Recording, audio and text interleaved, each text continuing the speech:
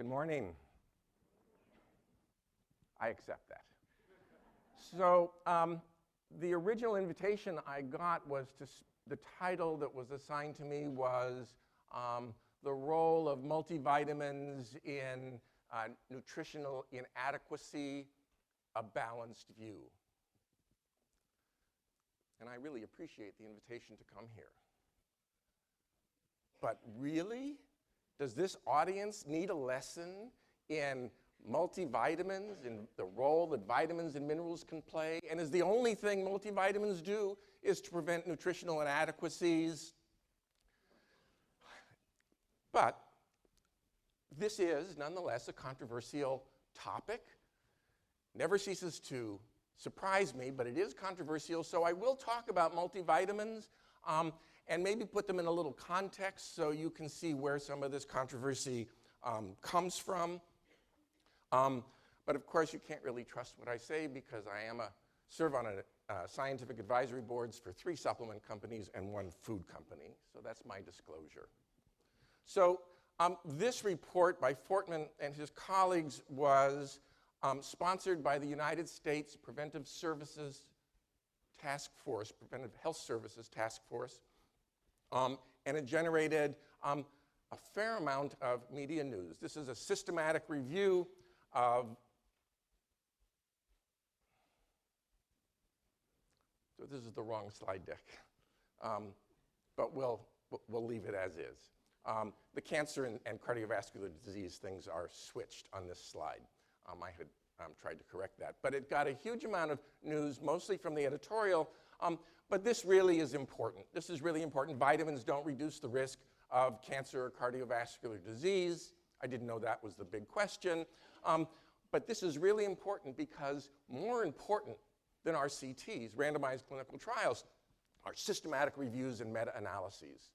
So this meta-analysis looked at different vitamins, different minerals, different combinations of vitamins and minerals, multivitamins, all at different doses, different brands, different products. The only exclusion criteria is that nobody with a nutritional deficiency had to be in these studies. And they said, look, we just took all of these different products, all of these different doses, all of these different nutrients, and all these different combinations, and we meta-analyzed them. And guess what? Nothing happened.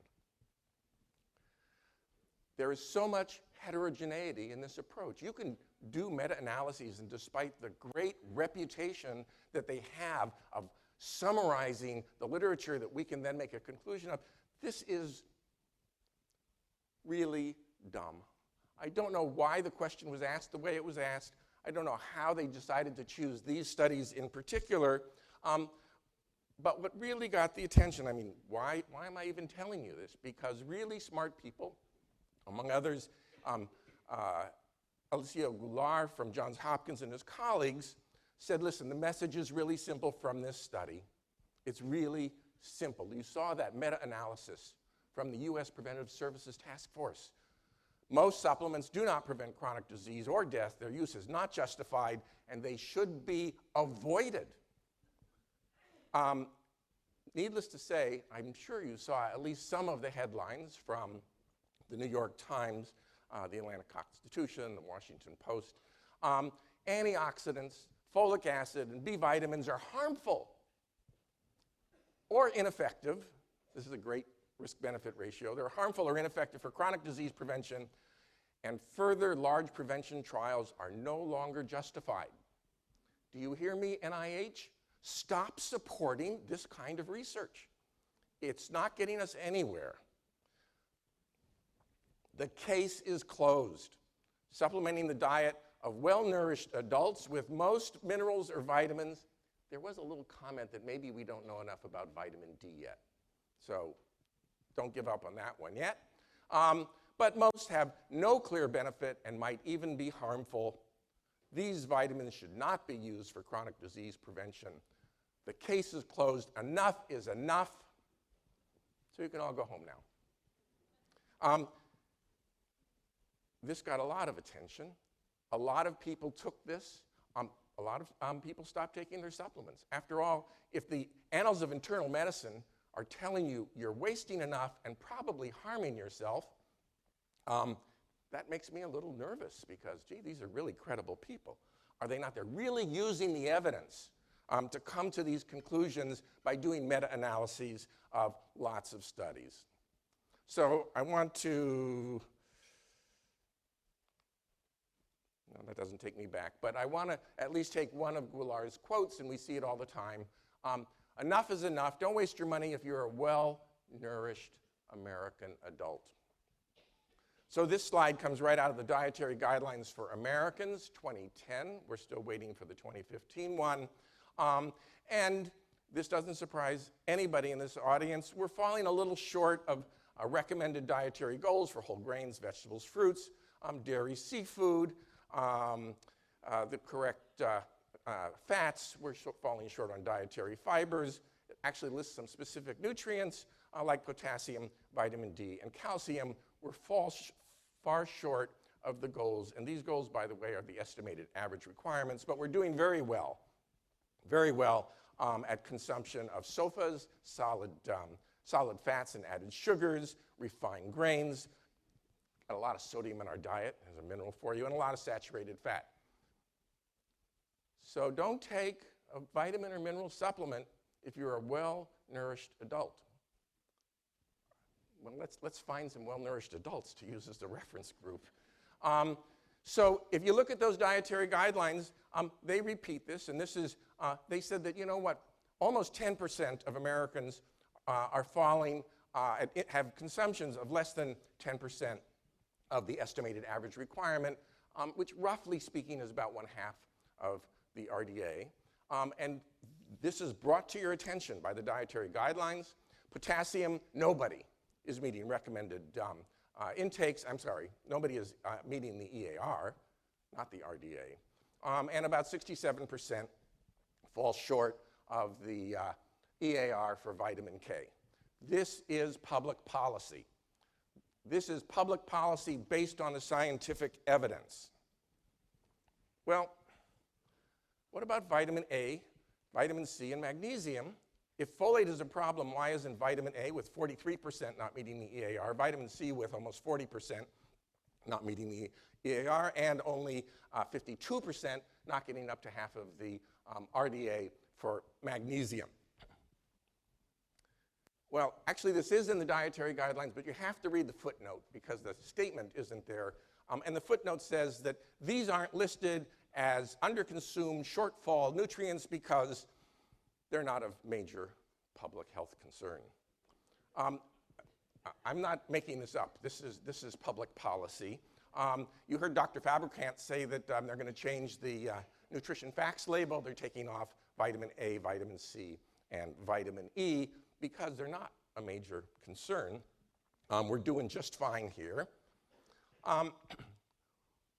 Vitamin D, less than 94% aren't meeting the EAR, 88% of vitamin E, and 92% for choline. I put those in parentheses because the dietary guidelines doesn't even talk about them. They're not even on the list. Why are they not defined as underconsumed shortfall nutrients of public health concern? I could be really optimistic and tell you maybe the 2015 dietary guidelines for Americans will put them in. Well, we'll see. So after Goulart and his colleagues published their editorial, it was interesting that the month afterwards, this is now in January of 2014, just a year ago, the official report from the U.S. Preventive Services Task Force concluded, by the way, also in the Annals of Internal Medicine, that the current evidence is insufficient to assess the balance of the benefits or harms in the use of multivitamins for the prevention of cardiovascular disease or cancer. To my knowledge, not one media outlet covered the official government report that said the data is insufficient. Everybody covered the one that says these things kill you and they don't do any good. Nonetheless, we're still left. It doesn't change the facts. It doesn't change the evidence that there are significant shortfalls in healthy adults. This is, I hope you're familiar with NHANES. This is the National Health and Nutrition Examination Survey. I'm going to be quoting several different studies using this database. Look at the inadequacies based on intakes less than the EAR, vitamin E, magnesium, vitamin A, vitamin C, vitamin B6, and zinc, all of which have greater inadequacies in the American intakes than does folate, which made the list of something a big public health concern, even though we had an enormous public health intervention in 1999 by fortifying refined grains with folic acid, which did drop significantly the inadequacy. So if I look at the evidence, it's very hard for me to reconcile that with the policies that have resulted from the evidence. So there is another concern. I'm going to talk about multivitamins, but I think it's fair to say I don't know what a multivitamin is. There are no regulatory or scientific definitions. This refers to products with widely varied composition or characteristics, lots and lots of different products on the market, excuse me, and respondents' perception of the product may not match those of survey intent. So when you ask people, are you taking a multivitamin? They may say, oh no, I'm taking a B complex, which actually, by other definitions, is in fact, or I'm taking an antioxidant supplement. You know, it's just got vitamins, beta-carotene, vitamin C, vitamin E. I'm not taking a multivitamin. The NIH did come up in an earlier report back in 2003 saying that in their original report that a multivitamin is any dietary supplement that contains 3 or more vitamins or minerals.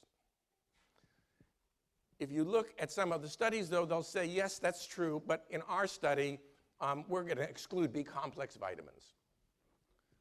I can't give you all that rationale because I don't understand it very clearly, but the definitions are really problematic. So when we look at studies, you really have to read the specific study to understand what it is they're talking about. So here are some of the ways that people have looked at this and broke it down. So a multivitamin could have more than 3, somehow 2 isn't multi, and less than 20 vitamins and minerals, period, no non-nutrients. Although usually that's not the case because beta-carotene is usually put in as a source as a pre-vitamin A form. The typical thing many people think about as a multivitamin is something that's formulated with most or all of the required vitamins and minerals, formulated at about 100% of the daily value, although there are always exceptions to that, like calcium. And others say, no, it's just anything with more than 3 vitamins and minerals, but you can have carotenoids and flavonoids and herbal extracts in there, and that'll be a multivitamin. I will try to distinguish when I'm talking about different studies which are which. So, should healthy people take a multivitamin? I'm going to leave off that original thing, people who are actually suffering from vitamin and mineral deficiencies, from serious inadequacies. Just for healthy people, should they use it just to fill the gaps, which is what you often hear. This is insurance. I know some parts of my diet aren't good, so I'm going to take a multivitamin. And there have been a number of studies. Here's one from just a couple years ago using NHANES data, about 9,000 people, and the dark bars are non-users of dietary supplements, and the light gray bars are users. So you can see that taking supplements are pretty effective at reducing inadequate intake. So from 96% of non-users who don't meet their EAR for vitamin D, it goes down to only 25%. Well, why didn't it go down to 0? Because these are all supplements. Just because you take a supplement, it doesn't mean it's the right supplement for you. And so we see data, I mean, this is terrific for folate from 14 to 1%. Folate's in a lot of vitamin products, but not in all of them. So it should really be of help, but if you're reducing inadequacies of vitamin E from 96% to 5%, it seems to me that we're having a benefit here. So that was all adults over age 19. This comes from a different data set, and it's looking at older adults, which I would tell you are a more vulnerable cohort to be looking at, because there are age-related changes in nutrient requirements, most of them, in fact, going up because of age-related processes or drug-induced nutritional inadequacies and nutritional deficiencies. So this is looking at men and women, users versus non-users, and you can see that there's a really significant benefit in meeting, in decreasing nutrient inadequacies. I want to emphasize here that I'm talking about EARs. This is a commonly used threshold for nutritional studies. And there's lots and lots of reports and articles about why this is an appropriate population-based average. But if you meet the EAR, you're really not doing well. But it is the standard for identifying these problems, and so these are really significant problems, much more so than I would tell you that these graphs would seem to indicate, because we're so far from optimal when we're talking about people who aren't even meeting the EAR. This is just to show you that I can't remember, I think there was one person from Vancouver in the audience. Wonderful country, you're not eating any better than Americans. So this is from the Canadian Community Health Survey, almost 11,000 people, exactly the same data. Supplement users are better at meeting or preventing some of these nutritional inadequacies. This is observational data. These are well-done surveys. This is evidence. This is an evidence-based update, this conference. I'm showing you the evidence, even if it doesn't seem to make it into editorials, even if it doesn't seem to make it into public policy. So Victor Falgoni and his colleagues did this interesting study, and they asked, where do Americans get their vitamins, foods, fortificants, and supplements? This is adults. This is a 4-year coverage of NHANES data, about 9,000 people. And what they looked at, at vitamins and minerals that are naturally present in food products, those with nutrients added, either through enrichment or fortification, and then we're looking again at the percentage who are meeting the EAR, or are falling short of the EAR. So you can see that the fortification of some foods, like dairy products, with vitamin A really help to knock down the inadequacy. Adding niacin through refined flour really knocks down inadequate intakes, and at the very far right, you can see that fortification really helped reduce inadequate intakes of folate. But look at vitamin D. Fortification has done very little to move the needle. It's really the supplements that are doing the job. Vitamin E, fortification has done little to nothing. It's really the supplementation that works. When we look at vitamin A, it's the supplementation that had a significant decrease beyond the effects that you got from vitamin A, and the same is true for vitamin C. Fortification helps lower the inadequacy a bit, but it's really the addition of supplements that seems to be a really important contributor. This is the same approach, only this time just looking at minerals.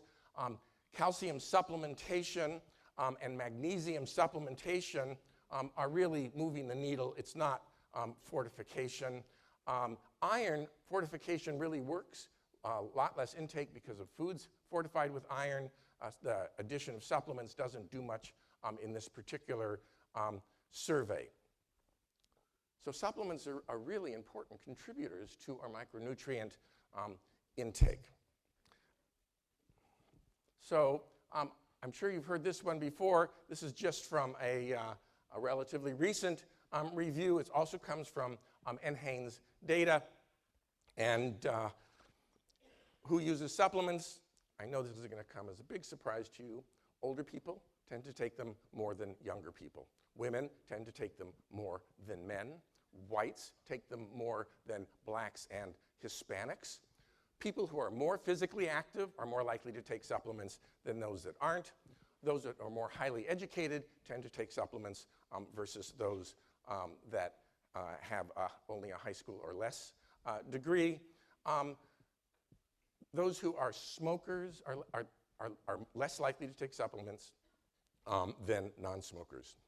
So what I hear all the time is, that's very interesting data. People who take dietary supplements don't need them. It's people who don't take them that don't use them that need them. People who don't use them really do need them, but people who are taking them doesn't mean they don't need them. I think the evidence is quite clear that even if you are older, female, physically active with a college education, you still need that supplement. It just means that we need to get more people using appropriate dietary supplements. And I've already pointed out that just because you use them doesn't mean that you're using the right one for you. So this is a recent study, again, using NHANES data. A little over 11,000 people were looked at. And it's similar to the data I just showed you from Fulgoni and his colleagues. We're now looking at the difference between food only and the use of multivitamins. And their definition was one of those, it had to have 3 or more, but it couldn't be a B complex vitamin. And as we look at the reduction in inadequacy, the number of people not meeting the EAR decreasing, you can see the effects in the sort of orange bars. Goes down for vitamin A and C and D and E. Nothing for vitamin K, nothing significant. And choline isn't even in most multivitamins. I'm not sure why they put that one there, but the effects are statistically significant, but pretty modest. But now we're no longer talking about all dietary supplements. We're just talking about multivitamins. The same is true for minerals. There is a slight reduction in iron and magnesium inadequacy. Calcium is barely touched, but that's for the reason that multivitamins don't contain very much calcium. Well, what if we used a different criteria? Instead of using the EAR, let's look at the RDA. So the red bar is more than 75% of adults 19 and above whose intakes are below the RDA, vitamin A, vitamin D, vitamin E, 50 to 75% below the RDA, vitamin C. Is it that hard to get vitamin C from your diet? But inadequacy, less than the RDA intakes, is really, really common. So you have this traffic lights just show that we're really lots and lots of the population are not meeting the RDAs or the recommended allowances. This data is from Europe, Germany, the UK, and the Netherlands. So it's not a unique US problem. People are not meeting recommended amounts. And by recommended, I mean RDA type recommendations, not amounts that are optimal based on recent evidence, like from the last 30 years. So how about using a multivitamin not just to meet micronutrient requirements? They absolutely help. They help those especially with lower intakes. But what about some functional outcomes instead? I think you are all familiar with this sort of sequelae that inadequate intakes will deplete micronutrient stores. Sometimes you are able to detect that by looking at micronutrient status, looking at blood levels of vitamins or minerals, but those aren't always necessarily the best biomarker for inadequate intake. Then lower levels still lead to nonspecific biochemical adaptation. The body tries to retain what it does have and better utilize it. Then we start looking at reduced enzyme or hormone activities. Regrettably, this is very hard to diagnose. I mean, lack of energy, malaise, loss of appetite, insomnia, these are pretty general and generic, not in specific signs. It's not like scurvy, beriberi, or pellagra. Then eventually we start talking about really reversible impairment of metabolic pathways and cellular function. And I gathered yesterday, those of you who were at the pre-conference learned about the impact of these kinds of inadequacies on the epigenome and what happens when you can't start methylating or acylating your genes so that you can get better expression of those genes. And then finally, stage 5, we're talking about frank nutrient deficiencies. I don't want to say they don't exist, but that's not where our public health problem lies today. So if you just take a multivitamin, will you feel a little bit better? So this study, this is a multivitamin, but it did have 21 different herb, fruit, and vegetable extracts, and they got a significant decline in mood. They were looking at depression, anxiety, and different stress scales. I don't love this study because they had problems balancing out baseline levels, but nonetheless, you want some evidence from a small randomized clinical trial of older men, and they actually were able to get significant improvement in mood. This one was done in healthy older women. Again, it's a multivitamin. They had all the vitamins and minerals at RDA type levels, plus 19 plant extracts, and 3 probiotics were in it. And they got a significant improvement in working memory, small RCT, 56 women, 64 to 82 years of age, and the study was 16 weeks in duration. But in addition to the working memory, you can see that there are trends that didn't hit statistical significance when you do multiple comparison analysis in terms of memory function and cognitive performance, immediate recalls, all did a little bit better. Don't you want to do just a little bit better? So this is actually from the same group. It's not clear whether it's from the exact same study, but it's the same product with a multivitamin and these plant extracts and probiotics. 41 women, same 16-week duration. And what we're looking at is the topographical map from EEG signaling, and the blues and cool colors show improvement in greater neural transmission efficiency. So your brain is doing the task, but with less energy involved. You're more focused. I like that, even if I'm not an expert in interpreting all of those pretty colors. So how about optimizing cellular or physiological function? Not about preventing deficiencies, not about preventing inadequacies, but really promoting optimal health and wellness. Is this something that your multivitamin can do? One thing I want to just remind you is that nutrients have multiple sites of action. We talk about the RDA for vitamins and minerals as though that is the amount we need. This is some good number, but you have to remember, with all due respect, RDAs are developed by committees.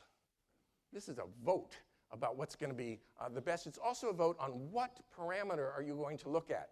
It's entirely possible to have abnormal function in one parameter while other parameters requiring the same nutrient appear within normal ranges.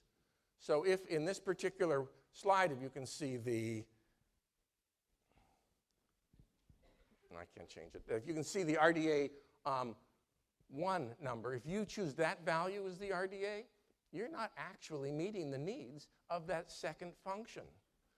This is not an easy task, so I don't want to denigrate the work of the Food and Nutrition Board at the Institute of Medicine, but you know, there are 200 different enzymes and protein structures that are affected by zinc. Well, which one did they choose? I mean, you could get 50, maybe 100 of those enzymes with one dose, but a higher dose might help cover all those other ones. So just keep in mind, RDAs are, well, they have periodic updates of RDAs because the numbers change. So this is just one example of that. We're just looking at vitamin C, and clearly there is a scurvy. You can look at marked impairment in collagen synthesis for deficiency, but we can bring things up and get use as the RDA measures things like carnitine and catecholamine synthesis. We can even do some clinical evaluation of lack of energy or fatigue and come up with an amount that in fact is where they set the RDA. But if we talk about chemopreventive effects, cardiovascular benefits, antioxidant benefits, you could have a completely different number that could be several-fold higher than the RDA. And if I were going to give a talk on vitamin C, I could give you lots of examples where that is true. But they are using doses of 500 to 1,000 milligrams a day, way above RDA levels. So what about disease, though? I told you I don't know that they're always asking the right question when the Preventive Services Task Force says, well, can these vitamins and minerals prevent important chronic diseases? Apparently, other not important chronic diseases don't count. You know, what's the evidence there? Well, first, I just want to remind you that if you're not familiar with Bruce Ames' triage hypothesis of micronutrients in chronic disease, it's really worth going back and taking a look at it. The key paper he published was back in 2006. And he said that natural selection favors short-term survival at the expense of long-term health. Short-term survival is achieved by allocating scarce micronutrients by triage, in part through an adjustment of binding affinities of proteins required for micronutrients. I need to stay alive. If I need this nutrient, that's what I'm going to use, even if I have to pull it away from systems that will later be really important in preventing heart disease, cancer, dementia. I don't care. I just need to live today. Well, the implication of shortfalls, then, of these nutrients, I think, is enormous. Micronutrient deficiencies that trigger the triage response, as he says, accelerates aging, cancer, neural decay, but leaves critical metabolic functions intact. I really need to produce ATP now.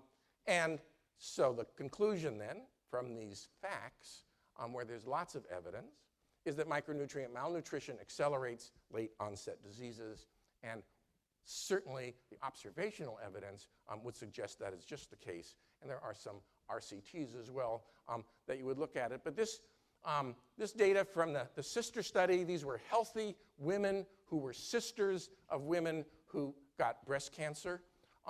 And this is a subcohort, a cross-sectional subcohort of about 600 women between 35 and 74. And they looked at telomere length.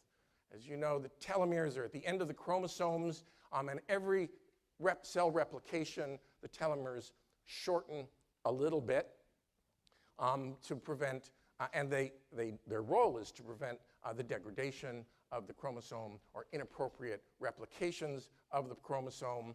So you want your telomeres, you would like not to lose them too fast. And so this cross-sectional cohort looked at multivitamins, and they said, gee, the women who were using multivitamins had longer telomeres than the ones that didn't. This is very interesting because they actually looked at non-users versus those who were taking the multivitamins less than 3 days a week, 4 to 6 days a week, or daily. The good news is if you're not completely compliant in this study with the daily use, 4 to 6 days a week seems to be okay. They also looked at all multivitamins, the one-a-day type, that's the 30 vitamins and minerals at daily value levels. Then they looked at the stress tabs of the B complex, where they also found benefit. And I have a slight bias. There really is no difference with the antioxidant combination vitamins, but I see a little teeny improvement. But as the director of the Antioxidants Research Lab, I tend to see good news whenever I look at these small changes. So multivitamins, do they prevent heart disease? Well, how about if they just slow aging? Not of public health importance. So here's another study, small study, 130 people, men and women over 45, and they looked at the rate of infectious disease episodes over a 12-month period. No effect in the general population, but those who had type 2 diabetes, there was a significant impact. And if we were to judge the population whole, again, there was a significant impact. And if we talk about, well, they didn't do, but if we looked at people with prediabetes and with diabetes, I mean, this is the new epidemic coming on the heels of obesity epidemic. Gee, a multivitamin. This is a standard one-a-day type. I'm sorry, I think that's a brand actually, but that kind of complete multivitamin that they used in this study. Okay, so here's a study that was just published this month in the American Journal of Clinical Nutrition. It's a prospective observational cohort that was built into the original randomized clinical trial of aspirin and vitamin E. And if you saw any headline and if you read the abstract, multivitamins had no effect on cardiovascular disease, which is good because it fits right in with that paradigm about what the Preventive Services Task Force is telling you. But if you actually look at the data, there was, in fact, a 28% reduction in cardiovascular disease events, stroke, cardiovascular death, and MI in women over 70. But it's a subset. It's not part of the a priori hypothesis. Therefore, we can't actually conclude anything about that. And who cares about women over 70? I mean, we're just not going to get that information out to them. Also, it caused a significant reduction in cardiovascular disease events in those women who were eating less than 3 servings of fruits and vegetables a day. Oh my goodness, multivitamins actually reduce cardiovascular disease risk, at least in people who aren't eating many fruits and vegetables, and in older women. Mind you, it's older women because this was a study of women.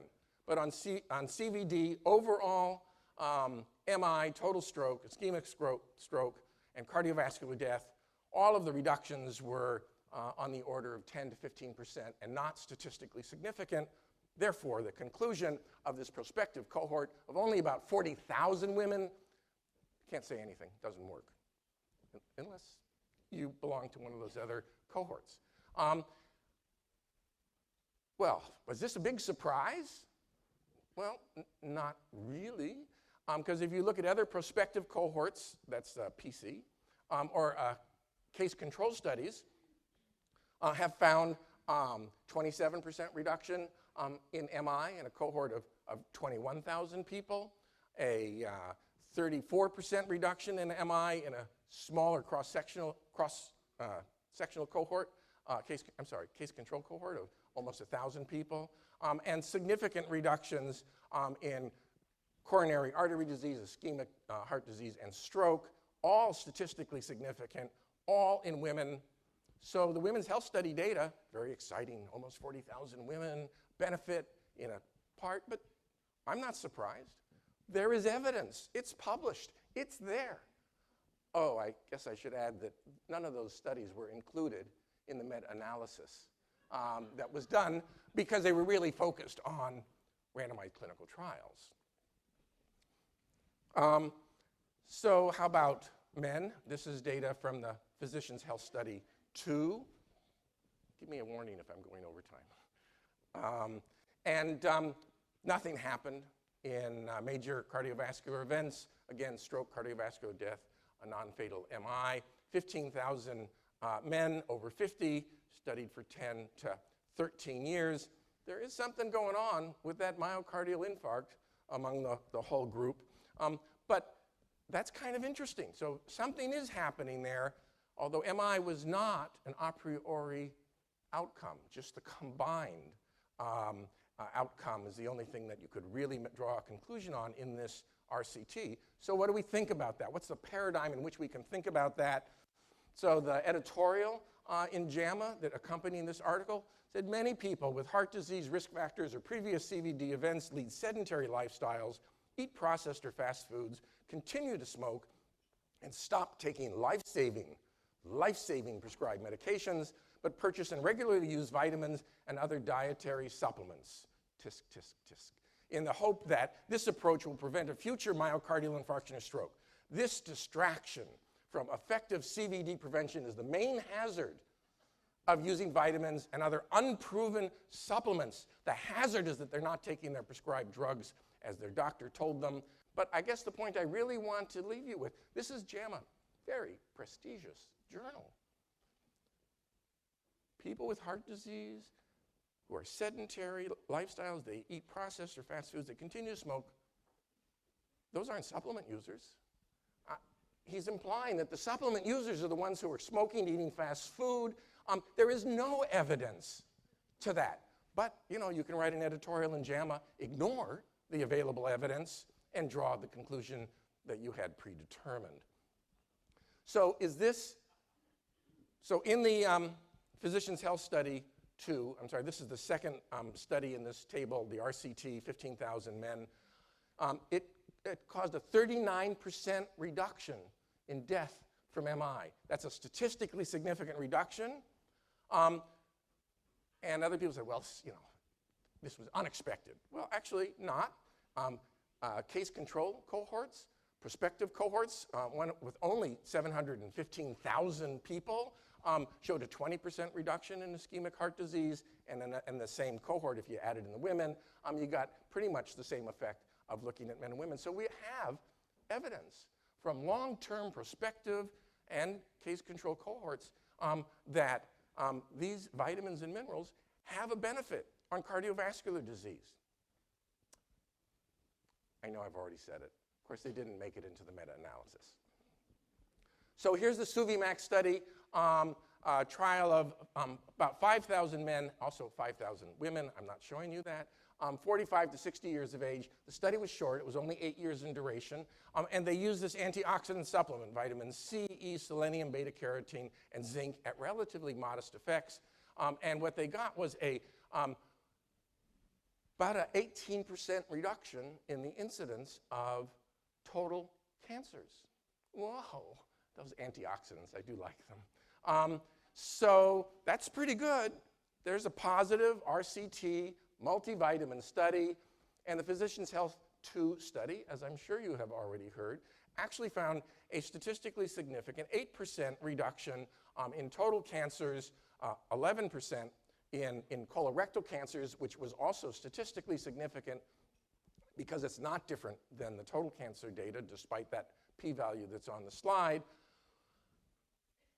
Unbelievably good news. If every man, I have no reason to think it wouldn't work for women, if every man in America took, this was a complete multivitamin, granted, took 15 years, we would reduce the incidence of 135,000 cancer diagnoses. But it's not really a major public health concern, apparently. And I should add, so the men who had any history of any kind of cancer whatsoever in the past were the ones that benefited the most. And that's worth pointing out. Again, the statistics showed that it's not different from that overall, but the benefit was really in men who had some previous history. So what about the editorial there? What's the paradigm we live in?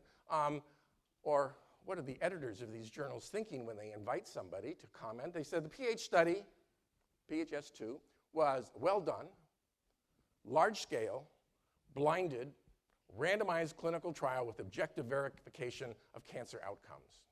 It was done at Harvard. Could they have criticized it? No. So this is a really good study. But the biological plausibility of the study hypothesis that a multivitamin would be protective in a well-nourished population, and I would tell you these men were well-nourished. They had really good diets. And in addition, they were taking a lot of statins and aspirin. They ate less red meat than the average American and ate more vegetables. They were also more physically active than the average American male. But the plausibility that somehow vitamins and minerals would have an effect is limited. This matters because the chance that the study finding of a protective effect is true, the finding of a protective effect is true, is intrinsically related by the Bayes' theorem to the plausibility of the hypothesis. That is, there's no plausibility. Who would ever think that vitamins and minerals could have an effect on cancer? Really, it's somehow inconceivable. It's implausible.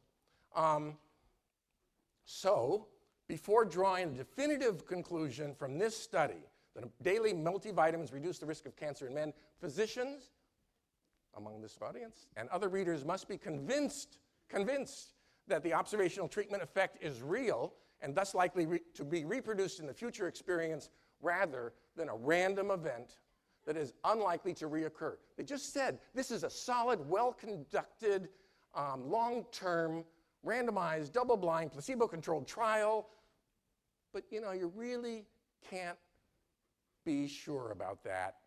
I'm sorry, I thought that was one of the gold standards for evidence-based medicine. But if you don't like the outcome, you know what? All of a sudden, we really have to be convinced. All right, so I'm convinced, but let me finish with the editorial. The marginal statistical significance, it's only an 8% statistically significant reduction in cancer. I want you to tell me what else you know will reduce cancer by 8%. Marginal statistical significance and perplexing and somewhat counterintuitive nature of the study findings. That's because vitamins and minerals can't have any effect on cancer.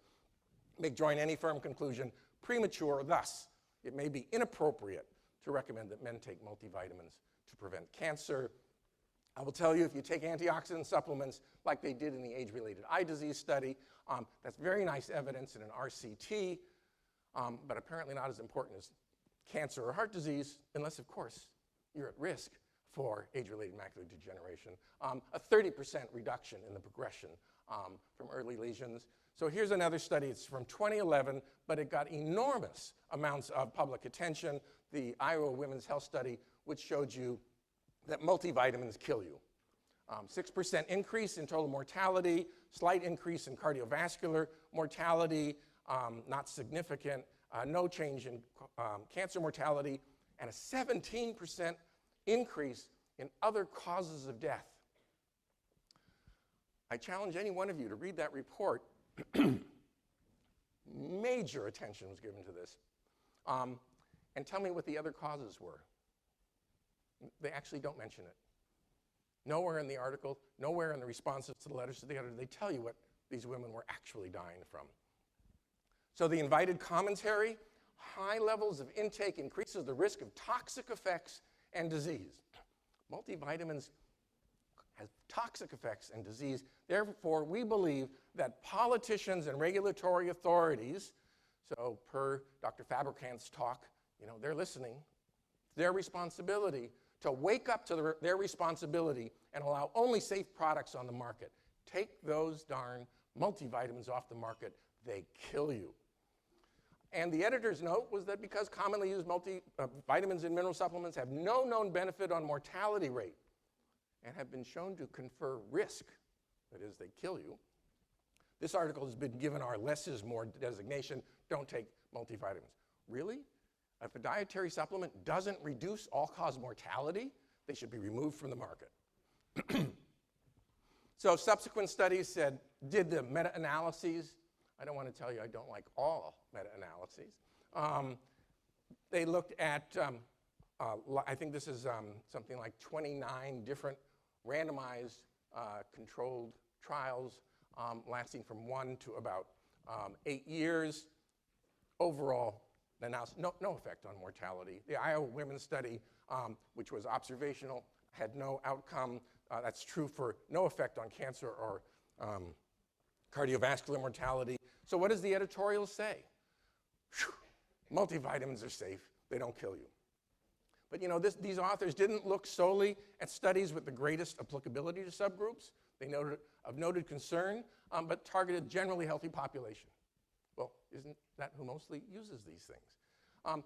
But even assuming adequate power to detect any differences, the longest trial was short of the 19 years, I didn't mention it, 19 years of the prospective Iowa Women's Health Study. So, you know, maybe this wasn't really a true meta-analysis. It was really too short. What we really need to do is run more 19-year-long randomized clinical trials, which, by the way, Goulart and his colleagues says, stop doing them. So we're in this dilemma. Stop doing these studies. These things are harmful and they don't work. And by the way, if we want to know if they're safe, we need more long-term clinical trials. So why should you take a multivitamin? Obviously, we have massive prevalence amounts of vitamin and mineral inadequacy. A multivitamin is a reasonable and prudent thing to do. And if you want to take it for other beneficial effects on your telomere, on your risk for cardiovascular disease, cancer, age-related macular degeneration. Look at the evidence, make some decisions, and for goodness sakes, knowing this evidence is not enough. This is on the cover page of the Dietary Reference Intakes books. Knowing this evidence is not enough. You have to apply it. Being willing to apply it isn't enough. You have to do it. Take this evidence and translate it now to the care of your patients. Thank you very much.